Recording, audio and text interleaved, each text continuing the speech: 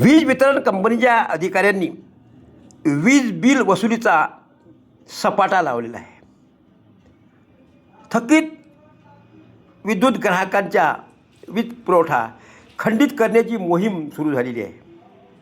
असं असलं तरीही वरवडबकाल गावातील हे अपंग ज्यांच्याकडे 7,000 रुपयाच्या जवळपास बिल आहे, पण ते अर्धे बिल भरण्याची तयारी त्यांची असतानासुद्धा वीज वितरण कंपनीचे अधिकारी ते अर्धे बिल स्वीकारत नाहीत आणि त्यांनी मग यांच्या घरचा विद्युत पुरवठा खंडित केला आहे. अशा परिस्थितीत त्यांची ही प्रतिक्रिया. दिव्यांगामुळे मी व्यापारात कमकुवत पडलो. माझे उत्पन्न कमी पडले. त्याच्यामुळे माझ्याच्यानं वीज बिल थकले. परंतु 14,000 रुपये माझ्याकडे बिल आहे. 14,000 रुपयापैकी 7,000 रुपये इकून तिकून आणून मी त्यांना देण्यास तयार होतो.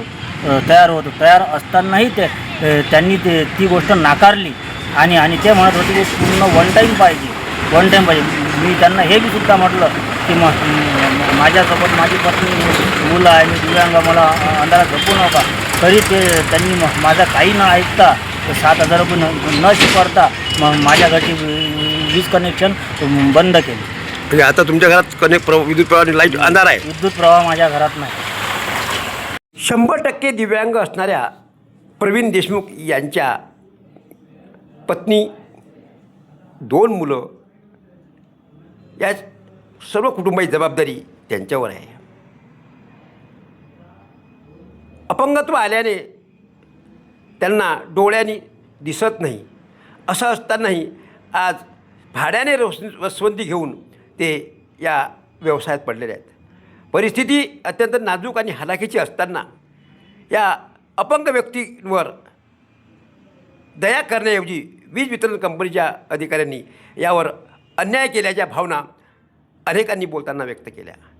एकंदरीत अर्धे बिल भरत असला तरी प्रवीण देशमुख यांचा विद्युत पुरवठा सुरू केला पाहिजे अशी मागणीसुद्धा चर्चेत आलेली आहे. साक्षीदार न्यूजसाठी प्रल्हाद दातार, वरवडबकाल.